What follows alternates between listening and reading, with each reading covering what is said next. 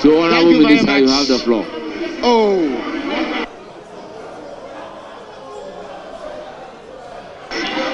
I will then charge the majority. I will charge the majority whip to exercise, to expedite an action and make sure that the majority side, their seats are properly labeled. Thank you very much, Mr. Speaker, for indulging me. Mr. Speaker, I was making the point that whereas we on this side have enormous respect for the views and sensibilities of Ghanaians on all national matters, we must be wary of feigned outreach, which our colleagues on the other side are attempting to foist on us this evening. Mr. Speaker, for a group that handled the Ghanaian economy the way they did, it lies ill in their mouths to purport to oppose a bill which is designed to address one of the most complex challenges that is weighing down the energy sector. Mr. Speaker, the Finance Minister, in moving the motion, painted an accurate picture of the current situation in the energy sector. The energy sector is riddled with unsustainable debts, most of which has come about because of gross mismanagement of the economy by our colleagues on the other side.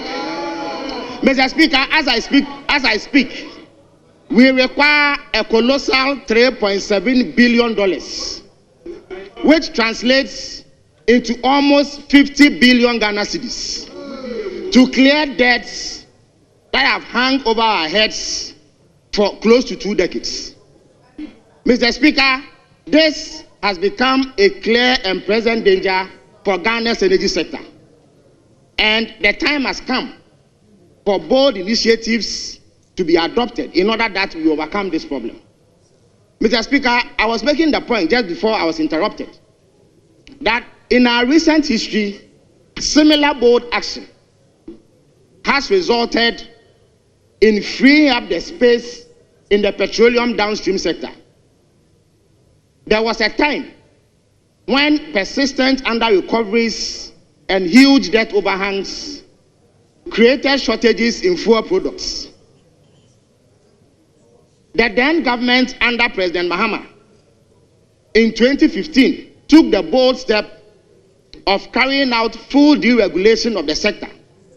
Because of that, we have been able to avoid the recurrence of debt, and today petroleum products are available on a regular basis on the market.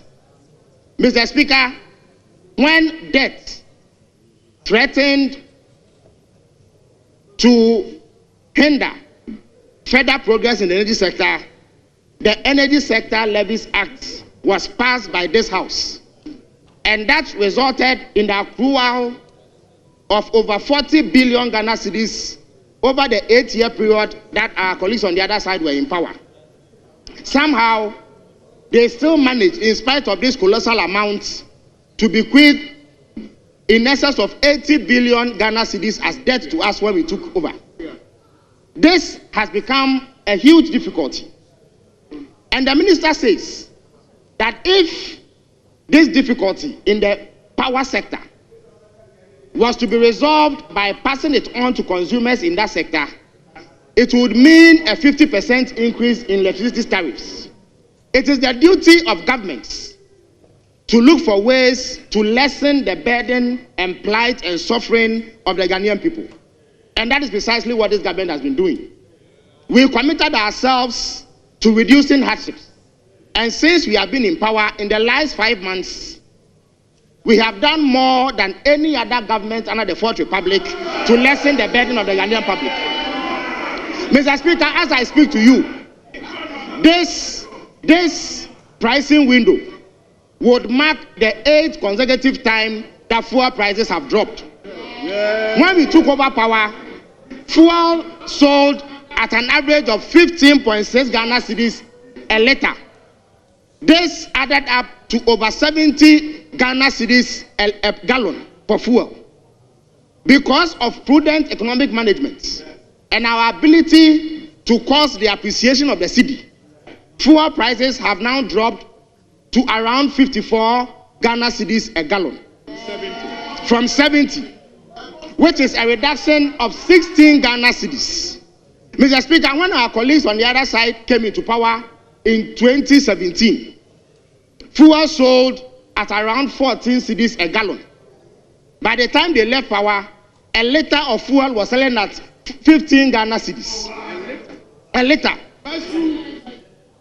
But we find that there is a need to do something about the debt overhang in the power sector. According to the energy minister, he requires $1.2 billion every year to buy fuel, liquid fuel, to fire our thermal plants. This is not a component in electricity pricing, because our colleagues on the other side took a decision that they were going to buy fuel on credit and find a way to pay back as and when they find money. But that has proven unsustainable and is leading to a situation where if we don't take prompt action, it will completely undermine the power sector. It is the duty of a responsible government to fix this problem. That is why we have come before the people of Ghana to make this proposal, which will keep fuel prices far below what we inherited when they left power in January 2025. Ghanaians will not pay for fuel, I beg your pardon, at the level that they were paying when they were in power, despite the introduction of this levy. Indeed, the minister has just demonstrated that available figures show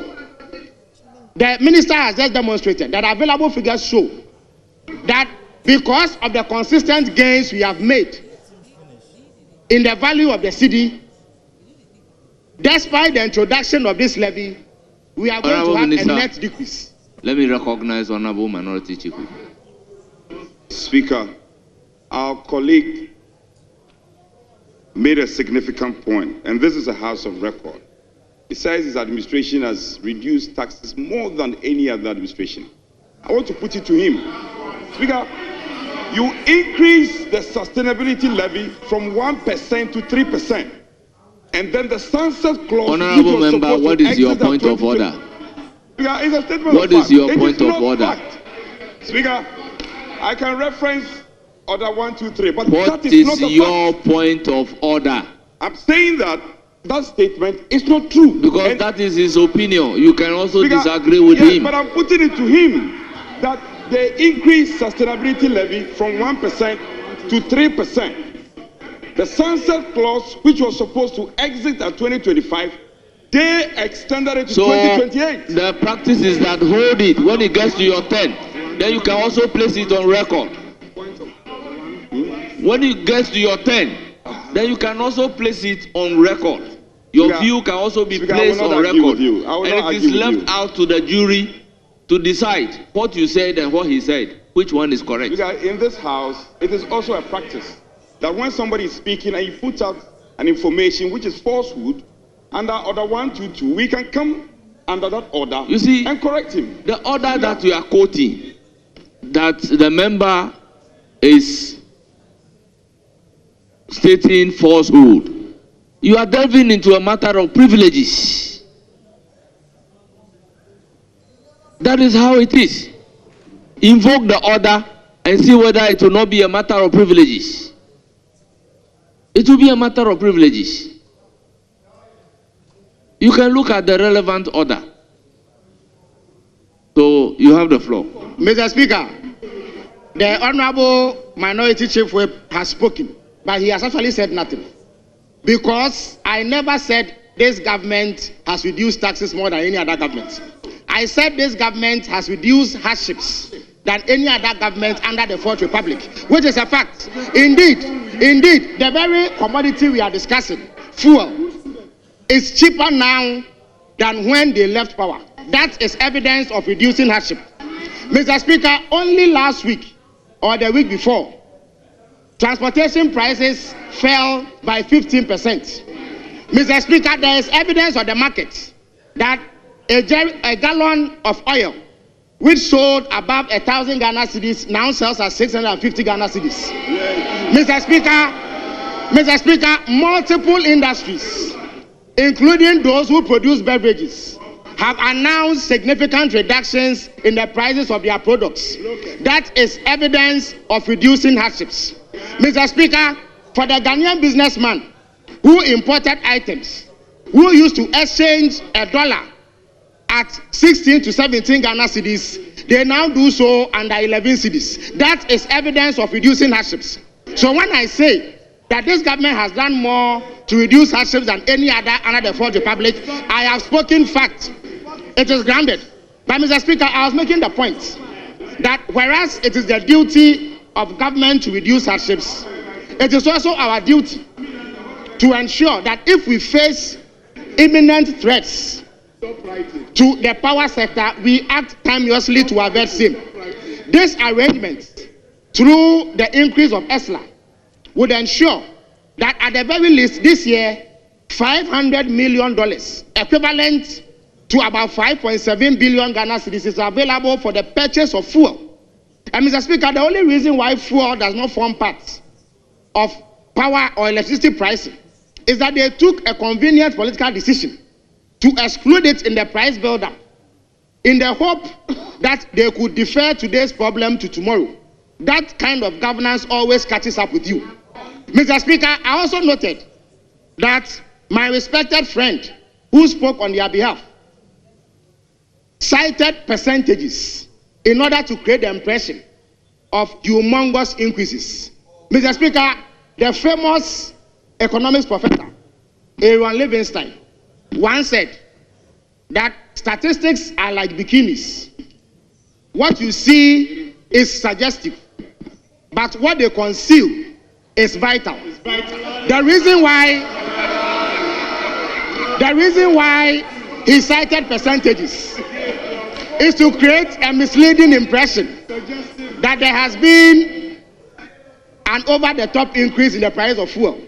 But Mr. Speaker, the total cumulative effect of this increase will be a net reduction because other factors contributed to by the economic prudence of this government have resulted in a consistent downward trend in the price of fuel. Those are the facts that he sought to conceal by stating those misleading statistics. Mr. Speaker, it is all well and good. It is all well and good for them to play politics and purport to be outraged. A party that introduced more than 30 different taxes within a space of 30 years cannot possibly be outraged over a minimal increase in an existing tax. They cannot reprobate and approbate. They cannot love taxes and hate taxes at the same time. They cannot hate pork and eat pork soup. Mr. Speaker, if they were genuinely concerned about the Ghanaian people, they would not have slapped the multiplicity of taxes they did on them when they were in power. We are compelled to take this measure, and we do so at a time when we have demonstrated capacity to reduce the burden of the Ghanaian people.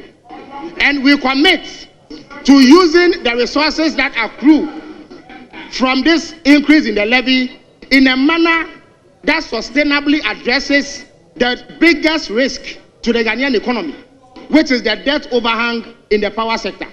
I urge my colleagues to move away from the grandstanding, to move away from the politicking, to move away from the pretense, and join us in this effort to resolve one of our biggest problems, because it will turn out that in the long run, we will permanently overcome what has become a cyclical problem which they struggled and failed to address. Mr. Speaker, I urge the House to back the Finance Minister and the Energy Minister in this nation-building exercise, so that we may guarantee security of power going forward, so that our children do not have to shoulder the responsibility that we reneged on. I thank you so much for your...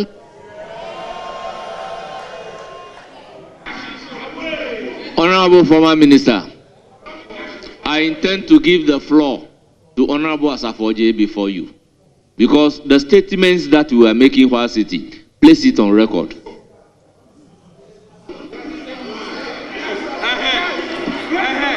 it on record. Place it on record. Place it on record. Asafoje. Honorable Amin, you have the floor.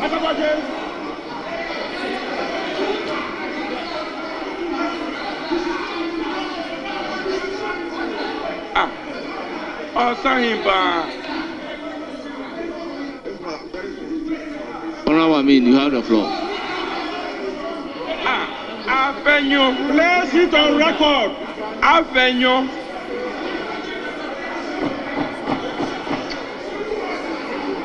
Walk out, walk out. Afenyo. They should walk out.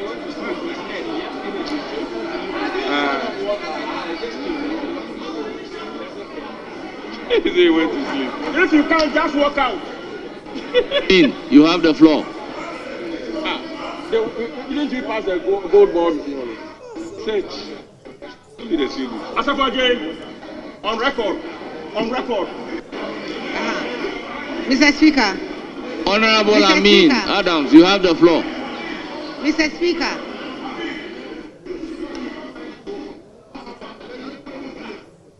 Okay. Thank you, Right Honorable Speaker, for the opportunity to comment on this very important subject. Right Honorable Speaker, I'm surprised that my colleague on the other side, the Honorable Felix Kwachi, indicated that analysis based on percentages are misleading. That cannot be true.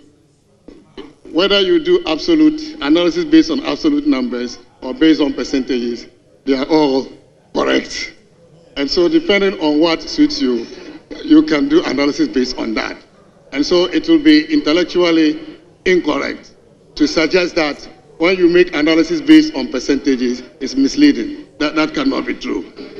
Mr. Speaker, the government, this government, the NDC government, is taking Ghanaians for granted. The minister rightly said that as a result of the gains in the city, the value of the city, we are supposed to see that transmitted through prices.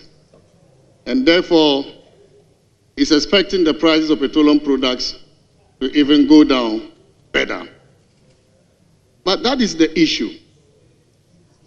Prices are supposed to go down when the city appreciates. That's a logical economic sequence. But my worry is that when prices are going to fall, should it be the duty of government to claw back the benefits that the Ghanaian people are to drive from the policy that you have touted so much here? Is it a crime? Is it a crime? The minister said that they have implemented good policies, they've implemented measures which are stabilizing the currency. And as a result of that, the petroleum product prices are going to fall. What crime has the people of Ghana committed such that when they are supposed to benefit from the appreciation in the value of the city through the prices of petroleum products, this government should claw back those benefits? What crime have they committed? And therefore, Right Honorable Speaker, it should be our responsibility for the people of Ghana to benefit from the policies that we make. We're all celebrating the appreciation in the value of the city. I celebrate it, but I'll even celebrate more if the benefits are felt through the prices of petroleum products. And why this government will claw back some of the benefits from the Ghanaian people bothers me. Mr. Speaker, that is not a responsible government, which is supposed to take back benefits the citizens of the country are to derive from its own policy. Mr. Speaker, this government, not long ago, they were here celebrating abolition of taxes. They were celebrating abolition of taxes. But I'm sorry to say that all the taxes they abolished, put together, did not bring us 5 billion Ghana cedis.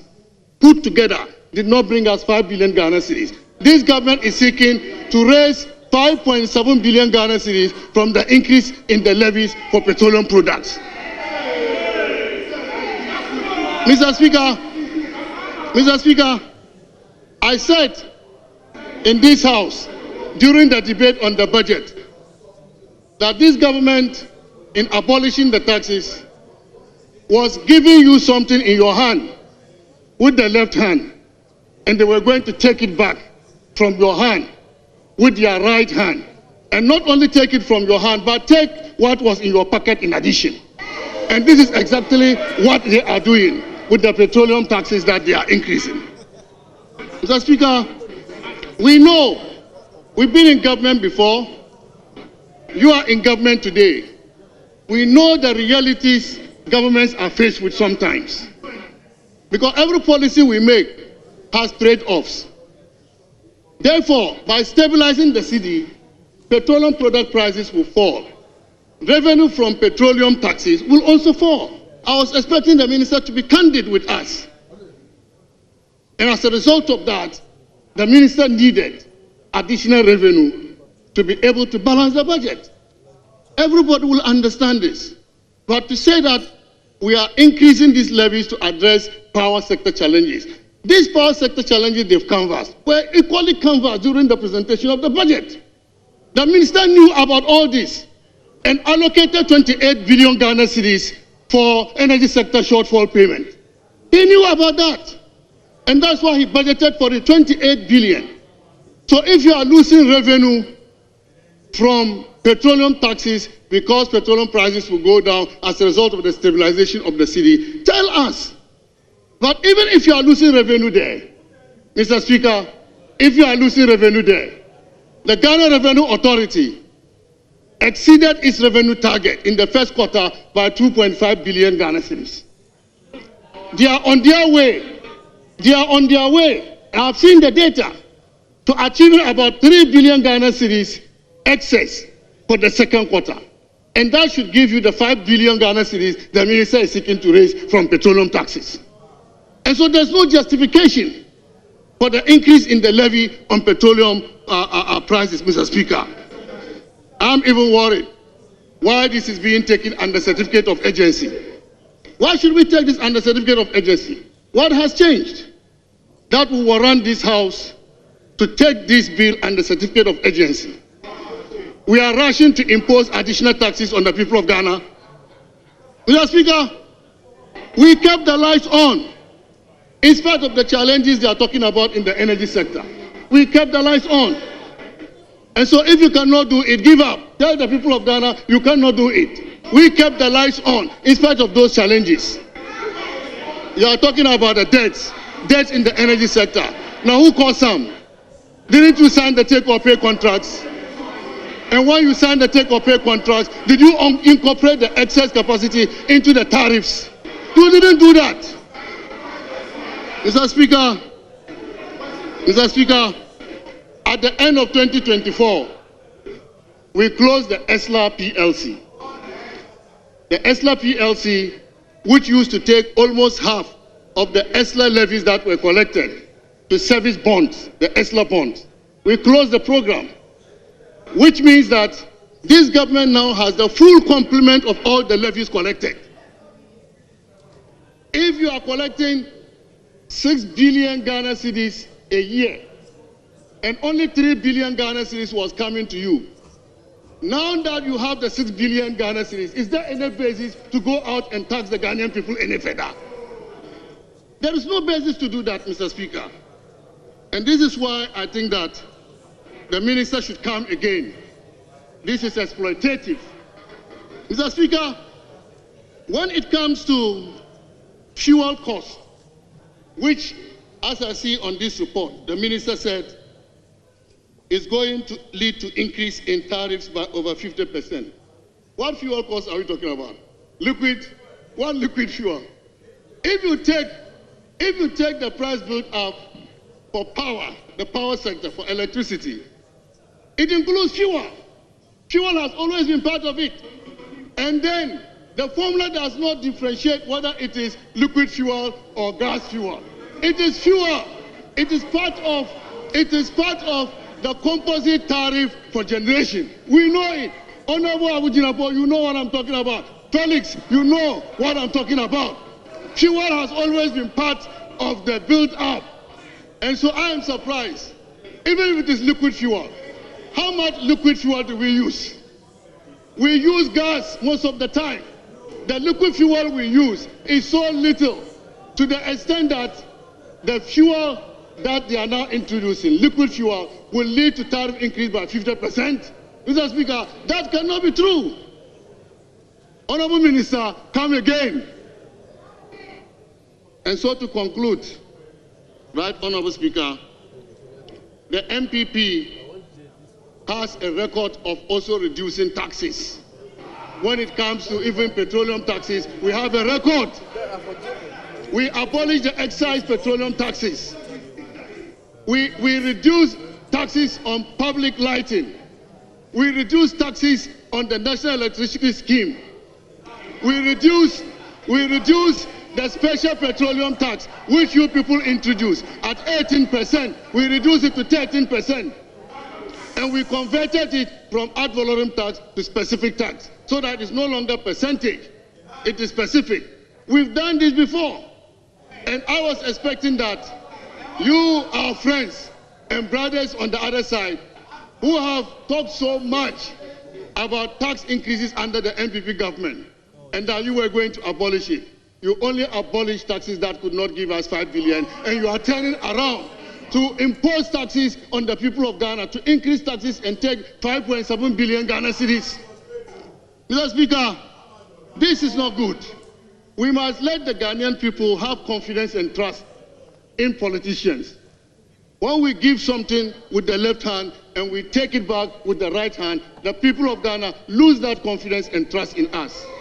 So this House has a responsibility to reject this bill in order to inject confidence in the Ghanaian people that we can truly represent them in the affairs, in the governance of this country. I thank you, Mr. Speaker, for the opportunity.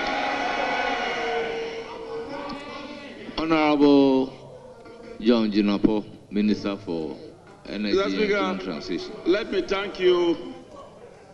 First of all, Mr. Speaker, this whole debate is about fuel prices and its impact.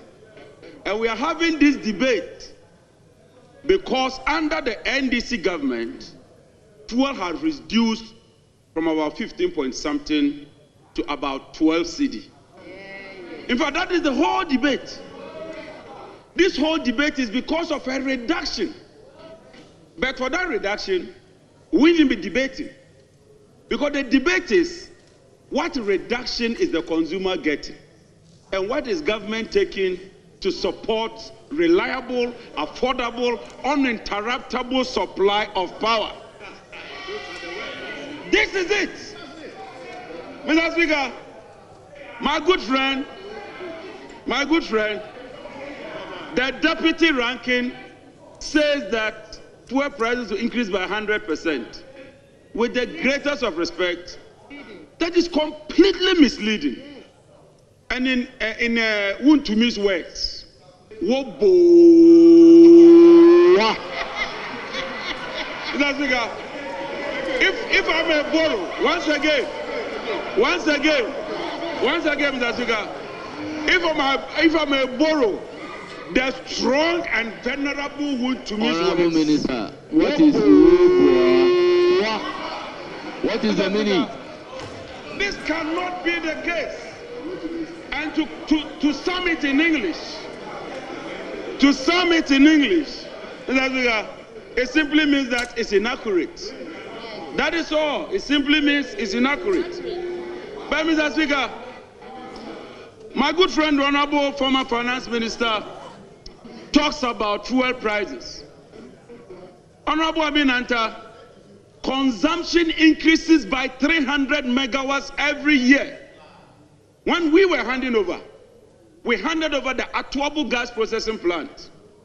We handed over the ENI gas field with an integrated gas processing plant. Under your 8 years, you could not add even 1 kilometer of pipeline. 1 kilometer, one. Ghana gas was moribund. There was no need, and yet you were buying liquid fuels. That means that you had no foresight. That means that you couldn't plan. If you had planned, today we won't be talking about liquid fuels. But under His Excellency,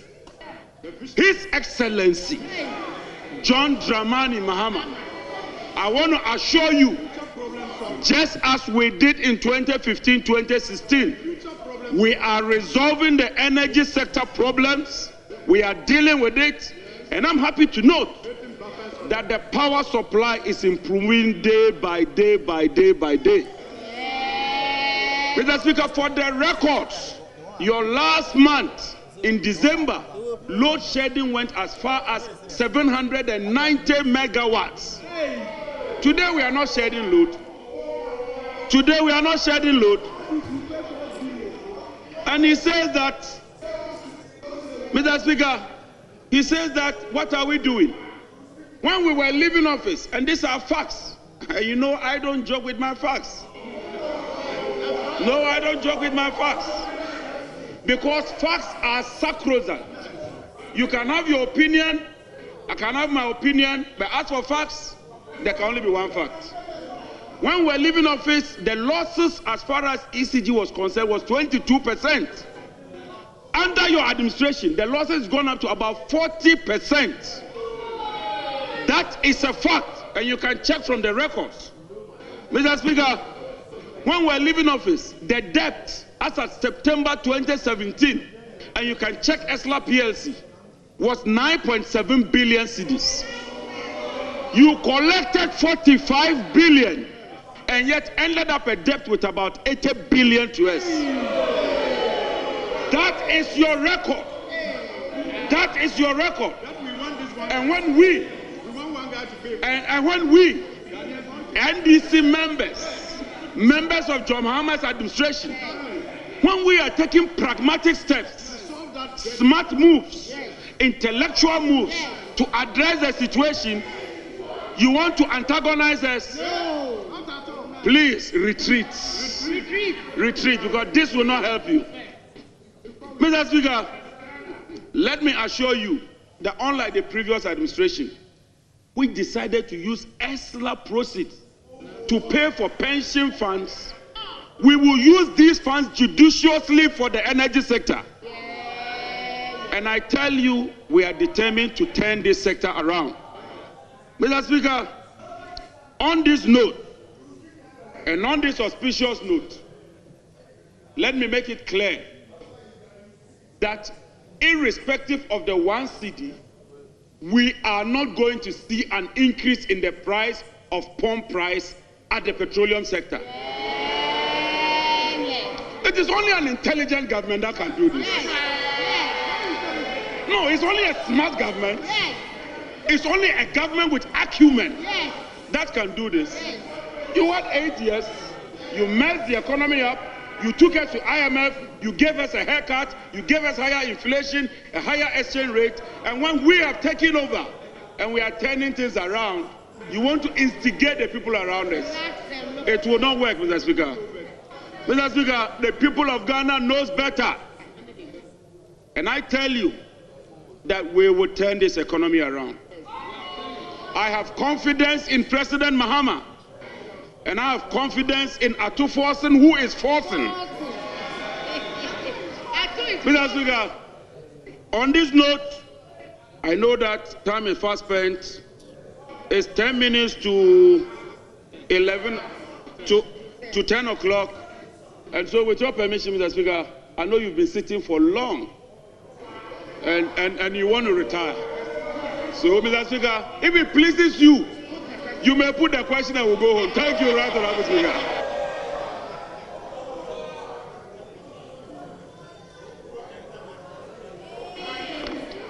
Honorable Edu.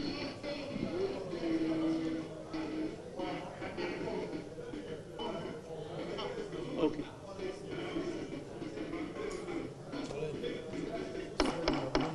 Thank you very much, Mr. Speaker, for the opportunity to comment on the statement. Mr. Speaker, it's quite interesting that our colleagues on the other side always talk about the fact that we didn't add any capacity to our energy sector. And Mr. Speaker, for the record, let me state, in 2017, breakdown of power plant additions, 2017, we added AXA, Asogli and Car Power. That's 603 megawatts. In 2018, Mr. Speaker, we added AXA Phase 2, we added SEM Power, we added My Energy, 490 megawatts. Mr. Speaker, 2019, we added the TT2PP, Amandi, and Jensa, 239 megawatts. In 2020, we added Early Power, we added the Bui Solar, we added the VRA Solar, we added the Chachado Hydro, which was 161 megawatts. In 2021, we added the Daman Jensa project. We added the Bui Solar, the VRA Solar, 79 megawatts. 2023, the VRA Solar Kalio Phase 2, and the BPA floating, 90 megawatts. In 2024, Mr. Speaker, we added Early Power, 56 megawatts, all totaling 1,600 megawatts. So it is inaccurate. It is inaccurate for anybody to say that we did not add anything. Now, Mr. Speaker, let me go to the issue of the 1 cedi levy that they seek to impose on Ghanaians.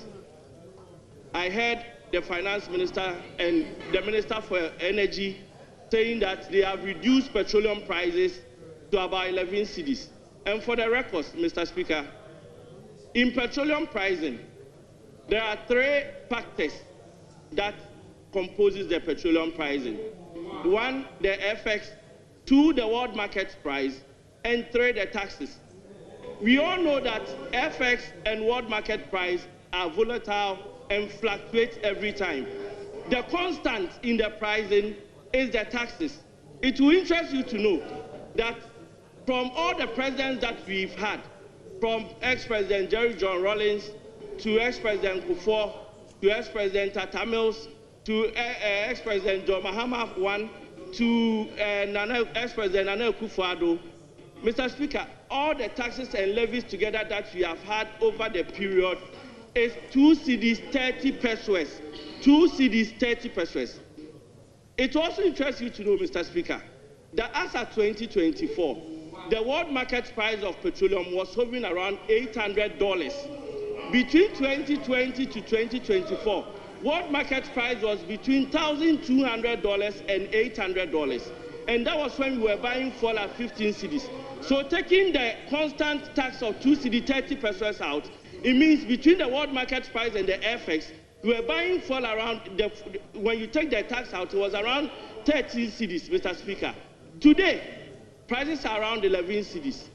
We are adding 1 cedi to the 2 cedi 30 pesos. That is 3 cedis 30 pesos. And I am shocked that our colleagues here are smiling and laughing over 1 cedis. Never in our history has any president added 1 cedi to our taxes on petroleum. This is outrageous, Mr. Speaker. We are burdening the Ghanaians. And I think we should all bow our heads in shame. We should all bow our heads in shame to impose a whooping 1 cedi on petroleum. Since I became of age, Mr. Speaker, anytime there's fuel increment, it's either in percentages. So normally it's in pesos, maybe 20 pesos, 30 pesos. Never in our history has any government imposed a 1 Ghana cedi tax. Now let's look at the mathematics. Mr. Speaker, let's look at the mathematics. Every month, this country consumes about 400,000 metric tons of fuel.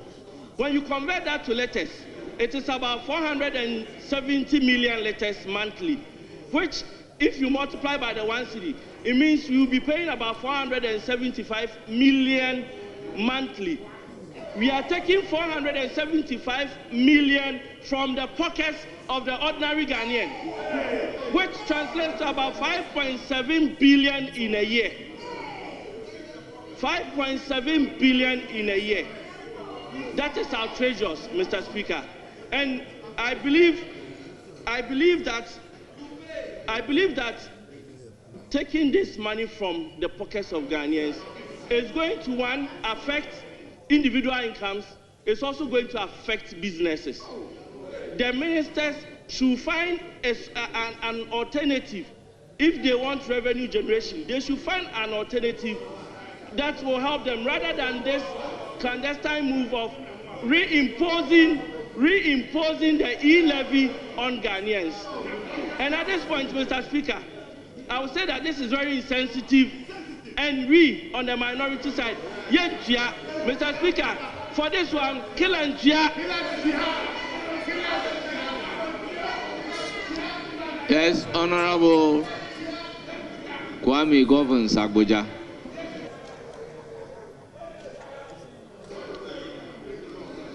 Mr. Speaker, I thank you for the opportunity to contribute to this motion and encourage colleagues to support the efforts of the Finance Minister to address a very critical issue in our country.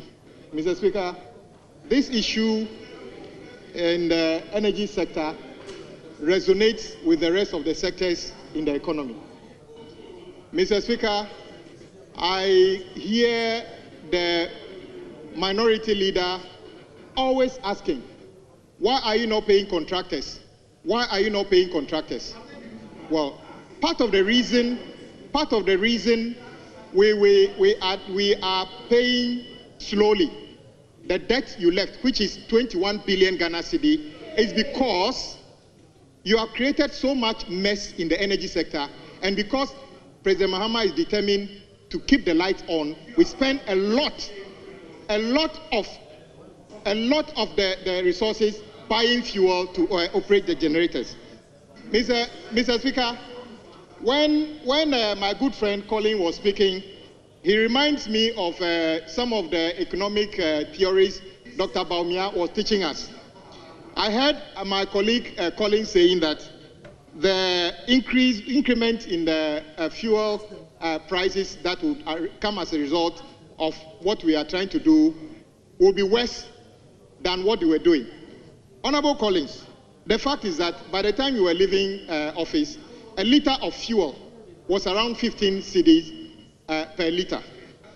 That is still going to be far higher than the 12 cedi that we are expecting, even after the addition of the 1 Ghana cedi. That is exactly the kind of argument Dr. Baumia was making, that the exchange rate of 4 cedi to the dollar in 2016 was worse off than the 16 cedi to the dollar under the NPP government. What kind of economics is this? And this kind of argument has sent you into opposition. You haven't changed. But, Mr. Speaker, I want to explain this simply to our colleagues. Just today,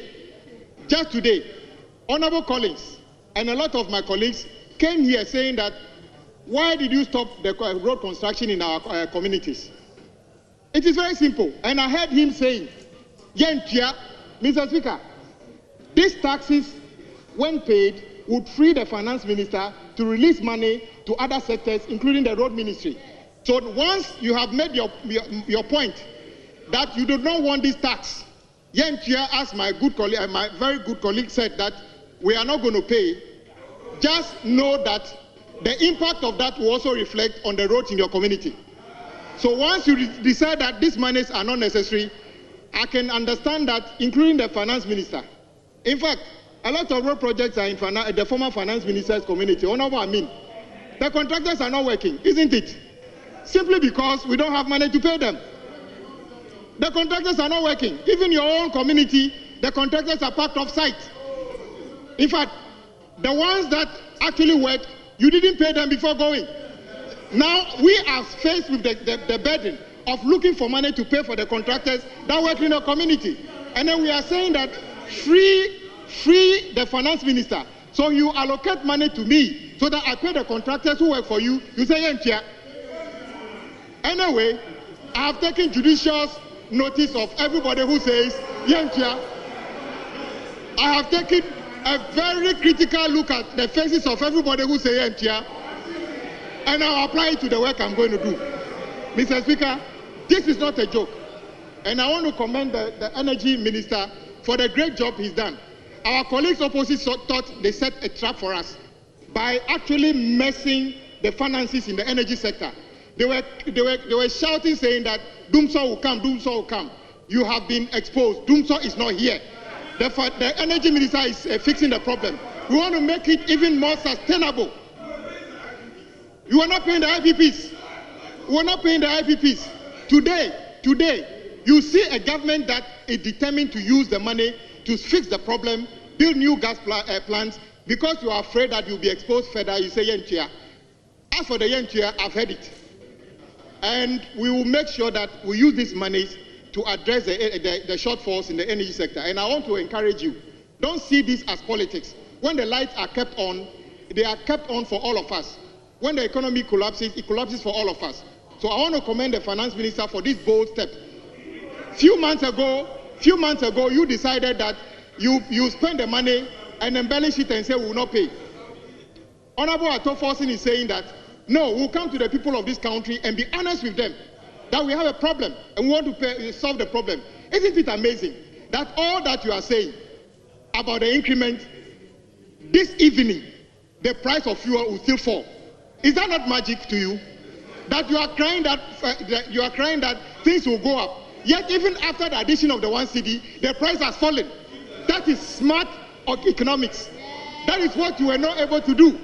Honorable Aminanta, I think you can jealous your colleague, your Honorable Ato now. The guy is really smart, isn't it? And I think that you are taking notes. If you get opportunity one day, you would like to be like him. I want to encourage you, be bold and support him, because he's doing what you have not been able to do.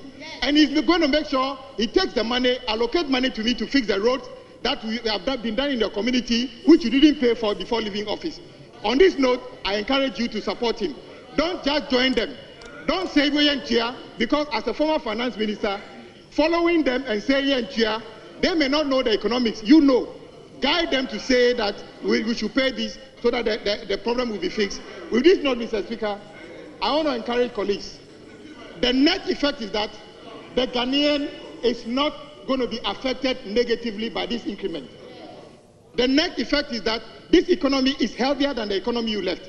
The net effect is that despite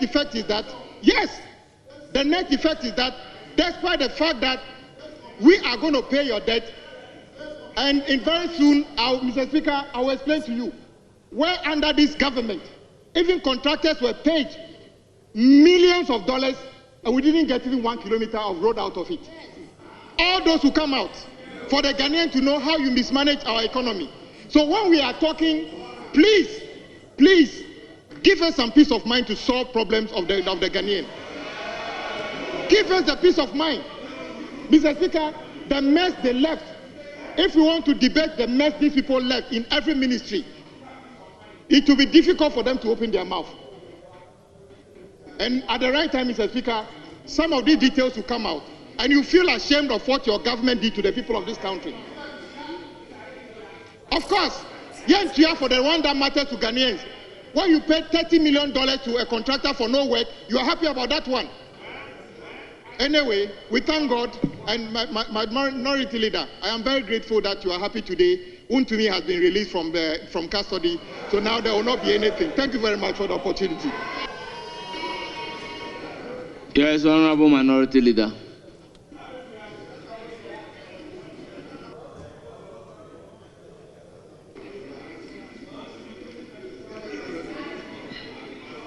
Mr. Speaker, thank you for the opportunity to add my voice to this debate. Mr. Speaker, first I have a preliminary matter that I want addressed. If you look at page 1 of the report, paragraph 2.0, the committee's report reads, and with your leave, I quote, "The committee met to determine the urgency of the bill pursuant to Standing Order 1062 of the House." Mr. Speaker, I have read Standing Order 1062. Unfortunately, if you go into our standing orders, there is no Order 162. The 106 we have has to do with withdrawal of motion. So, Mr. Speaker, 106, no, please, with respect. I'm saying that I'm raising a preliminary matter for consideration before I go into the substance of the matter. With respect, page 1 of the report, paragraph 2.0, urgency of the bill, quote, "The committee met to determine the urgency of the bill pursuant to Standing Order 1062 of the House." Mr. Speaker, I am speaking from the records of the committee's report. Now, if you go to the standing orders, we only have Order 106. 106 has no 1, has no 2. It deals with withdrawal of motion. So, Mr. Speaker, if this report is seeking to withdraw the motion, then there's no need to debate it. We've been told that we should act within the rules. So, Mr. Speaker, is it the pleasure of the chair of the committee to do the needful so that, I come back to do my debate? Because, Mr. Speaker, this is a very fundamental matter of reference to our rules. And it is nowhere in the rules. There is no Order 1062 in our rules book. No, I don't know. That's why I'm bringing it up.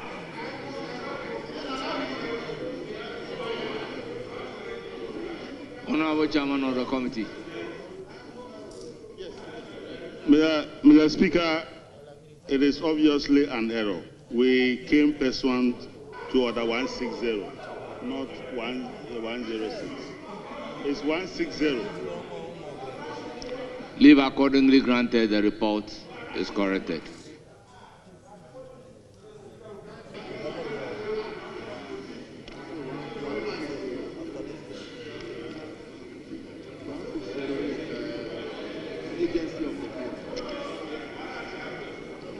So, Mr. Speaker, from what the chair of the committee just did, is he relying on Order 1601 or 1602, Mr. Speaker, or 3? Which of them are you referring to? Mr. Speaker, I was very emphatic that that was an error, but we are coming under 160.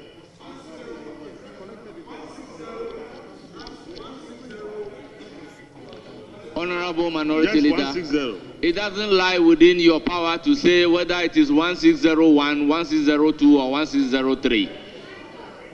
In interpretation, once he said 160, take the 160 as a whole.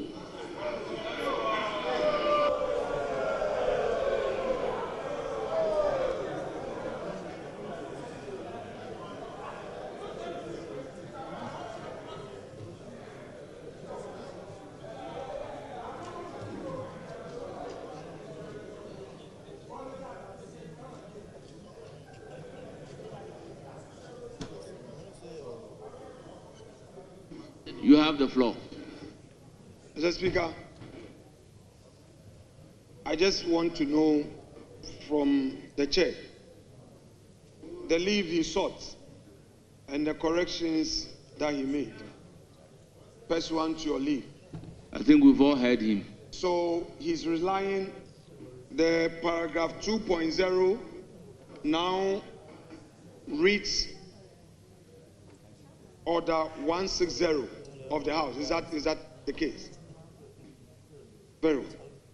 Mr. Speaker, that being the case, I shall proceed to address the House on my own views in this matter. Mr. Speaker, first, this government from day one created a certain impression to the Ghanaian public that it's a government that consults.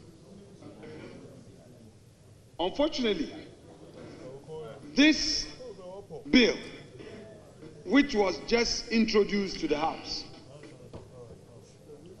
had no prior consultation. Mr. Speaker, the government is telling us that it is against taxation and levies, and that introducing taxes and levies will burden the ordinary Ghanaian. What we are seeing today is that after repealing e-levy, the government is introducing another e-levy. Mr. Speaker, government is saying that it is introducing 1 Ghana cedi e-levy on petroleum products. 1 Ghana cedi. So, Mr. Speaker, 1 liter, 1 Ghana cedi e-levy. If you buy a gallon of petrol, it is 4 cedi 50 pesos e-levy. So, Mr. Speaker, this government is imposing 4 cedi 50 pesos e-levy on a gallon of petrol that we buy.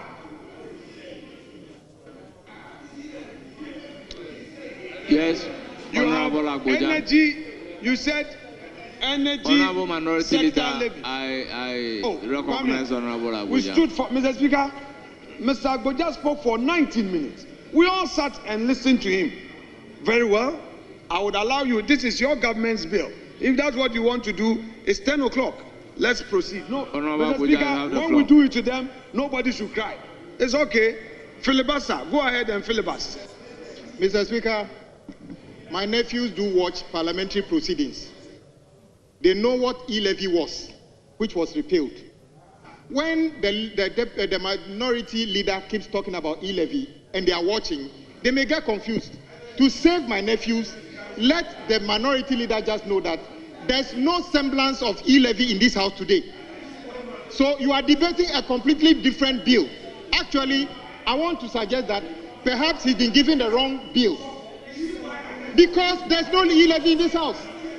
Energy sector levies, no, energy sector levies is not e-levy. How can you say it is e-levy? Show us which bill, what is the title of the bill you've got? What is the title of the bill you've got? You said you are Catholic. Do you have e-levy on your paper? You said you are Catholic. Proof. Do you have any e-levy on your paper? You don't have e-levy. And people are watching. Why are you shaking your head? Why are you shaking your head? Do you have e-levy? Yes, you have. Mr. Speaker. Mr. Speaker. Kwame, we are all Saturday borns, but yours is just too much. Mr. Speaker, when the Akufo-Addo government introduced the electronic transactions levy, you never referred to it as electronic transactions levy. Was there anything like e-levy in the law? Was the law setting e-levy? You see, you are now crying. Mr. Speaker, this is an e-levy. I would call it e-levy. E-levy go, e-levy come. That's what you're doing. Now, you said that you have repealed the e-levy, which was on Momo transactions. You have now.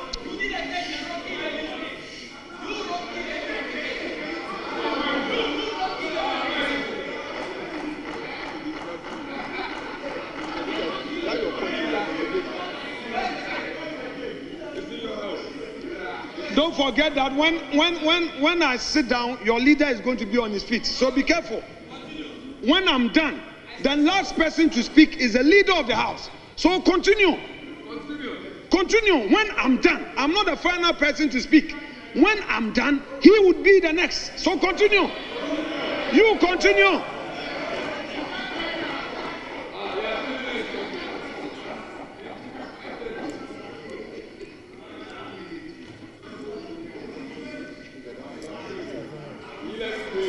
Mr. Speaker, the Akufo-Addo government introduced a levy on Momo transactions. Our friends criticized it. They came and they repealed it. It's a matter of fact. Today, this same government, after repealing e-levy, has introduced another e-levy which is more burdensome than the one they repealed. This e-levy is imposing 4 Ghana cedis, 4 cedi 50 pesos on a liter, on a gallon of petrol. How much were Ghanaians paying for the Momo levy? Mr. Speaker, now you said you were not going to introduce taxes. You are now introducing e-levy, and your e-levy is more expensive than the e-levy you repealed.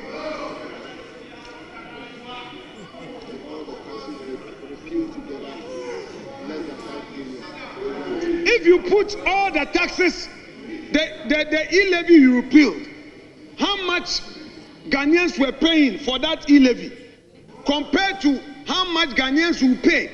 You have said, I'm not the one saying so. Please, if you go to your report, the report is talking about the amount to be expected in this. Look at page 4, paragraph 8.0.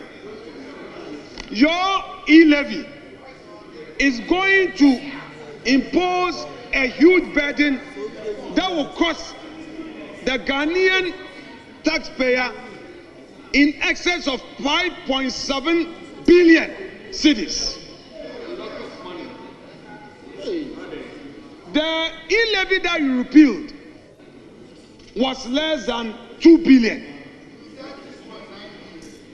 The e-levy that you repealed was less than 2 billion. The e-levy that you are imposing now is 5.7 billion plus. Mr. Speaker. Honorable Sweeney, I believe you are being interruptive. Please resume your seat. Honorable Sweeney, kindly resume your seat. I take offense from the statement that have you taken my girl. Mr. Honorable members, we are honorable members, we must behave as such. Honorable Sahin, you have the floor. Mr. Speaker, you didn't add the Togbi to it. It's Togbi or Sahin, you know. Mr. Speaker, Mr. Speaker, Suhini is your own friend. Sometimes you should take it easy, he's your own friend. Sometimes you don't call him. That's why he said you've taken his thing. So if you've taken his thing, give it to him. You have the floor. You have the floor. Very well. Very well.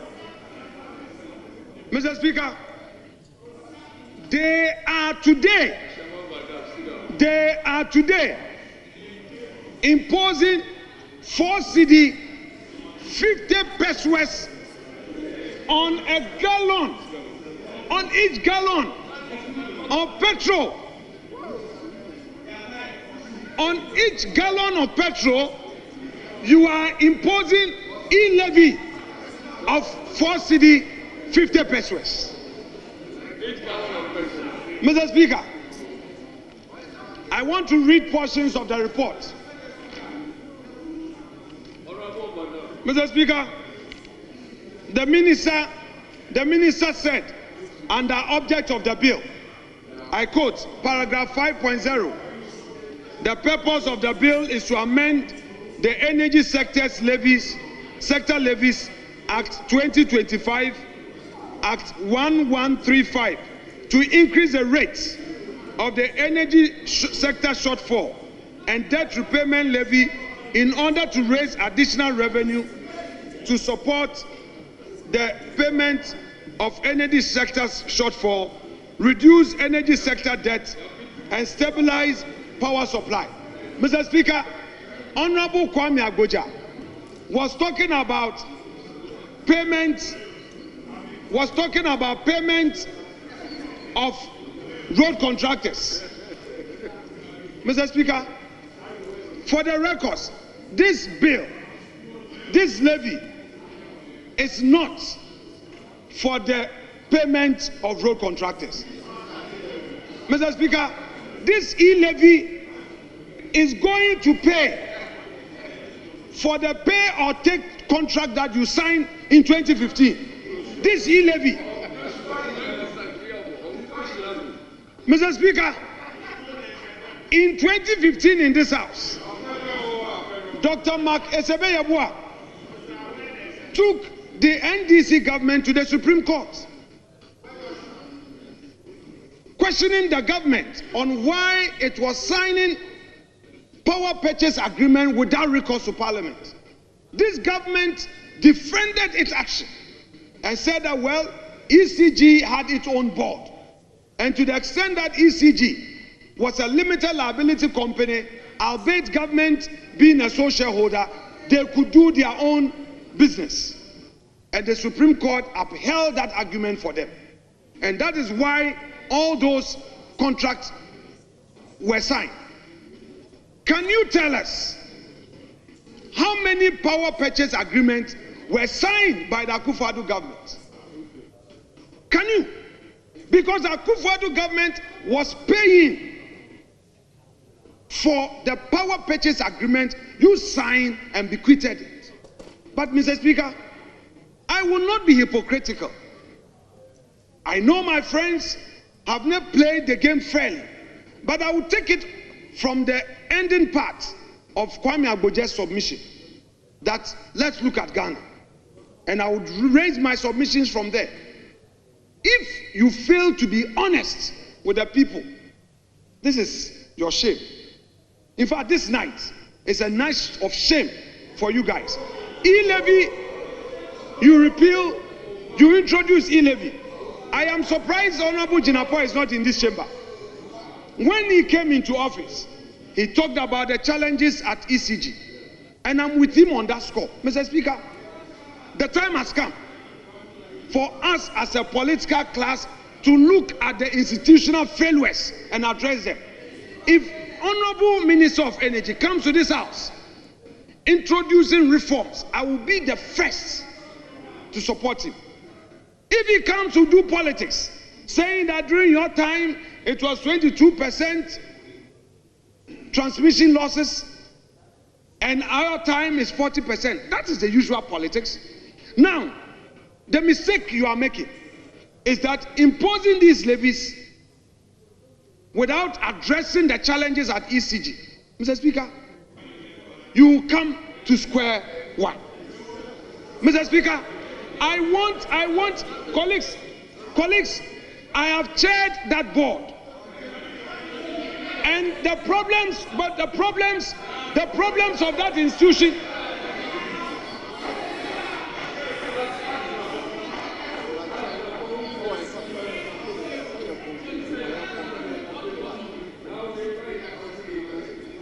Mr. Speaker,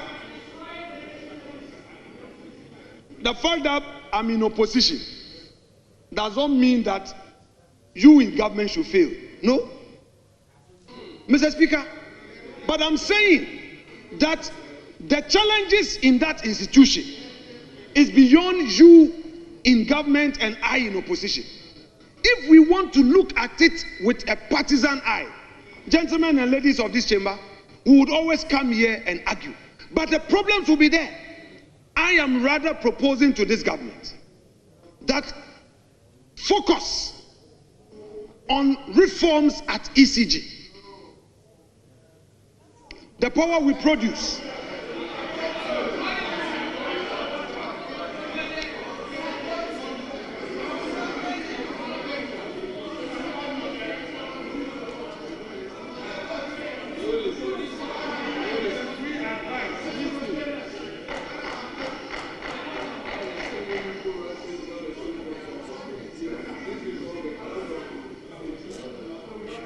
Mr. Speaker, I want to encourage this government to focus on reforms at ECG. There are fundamental challenges there,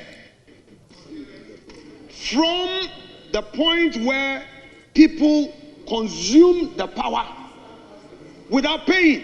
Mr. Speaker, I'm not with the report now, but Mr. Speaker, for the 3 or 4 months that I chaired that board, there was a report that I had a privy of going through, and it was alarming. What was it?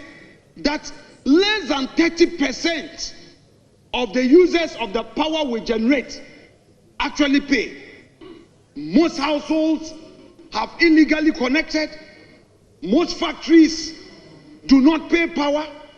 So, Mr. Speaker, in this chamber, instead of we doing the MPP NDC politics, let's spare a moment of our time. Today, with technology, there is nothing you cannot do. I hold a view that even aside this bill, you are going to get some 5.7 billion cedis if the reforms are properly handled. Mr. Speaker, quite obviously, you can rake in more and more and more. Because when we have a stable energy sector, it benefits the economy, it benefits our people, and government will be able to use resources to develop the nation rather than always going to use it to pay. Mr. Speaker, can you imagine this 5.7 billion divided by 276?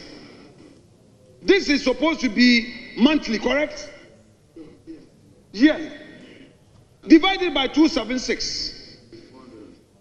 It means that this money could be for our people infrastructure. 400,000 or more can come to each constituency. So, Mr. Speaker, if we do not take steps to introduce reforms at ECG, at Ghana Gas, at VRA, at BUI, Mr. Speaker, we will come back again to say we are imposing another e-levy. And this is what I want my friends in government to take advantage of and do those reforms. For now, the reforms they spoke about, nothing has been done. When they took office, they were chasing after containers, trying to talk about containers that were not even in the custody of ECG, claiming that those containers have been stolen. All of a sudden, they say the containers have been found, and they've not held a press conference on it. They only smuggled the report to graphic to publish it on front page, and they went quiet. They forgot about the damage they did to the reputations of the management and the board of ECG, knowing that at the time they made those statements, those containers were not in the custody of ECG, but were in the custody of the ports. Mr. Speaker, there is a limit to mischief. When we get on the campaign platform, of course, we can make promises. Once you come into government, you have to recline and face the reality. Dr. Forson came here to promise us that there will be no taxes. No new taxes will be imposed. No new taxes will be imposed. No new levies. Mr. Speaker, today, what is the time? 10, as I speak, it's 10:22. In the dead of night, Ghanaians, I suspect, with this application to take the bill through the motions and the certificate of urgency, the intention of the leader of government business is to do this thing in the dead of night like they did in the gold board one. So Ghanaians will wake up to another e-levy. To another e-levy. When you have not introduced any reforms in the energy sector, all you are doing is imposing. Honorable Minority levy. Leader, I recognize Minister responsible for education. Very well. Mr. Speaker, I yield to him in accordance with your orders. I will yield. The Honorable Minister of Education, today you've decided to be the number 6. So you are coming on a point of order or point of information. I will yield to you.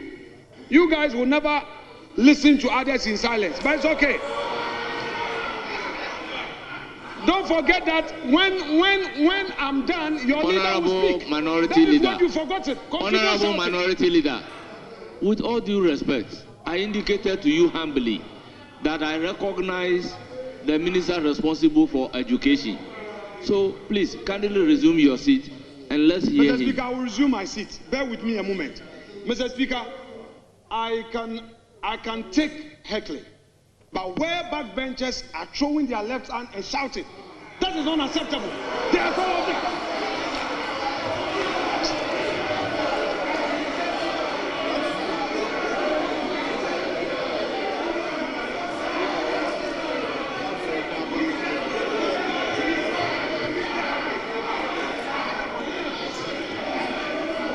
Mr. Speaker, that is very disrespectful. That is very disrespectful.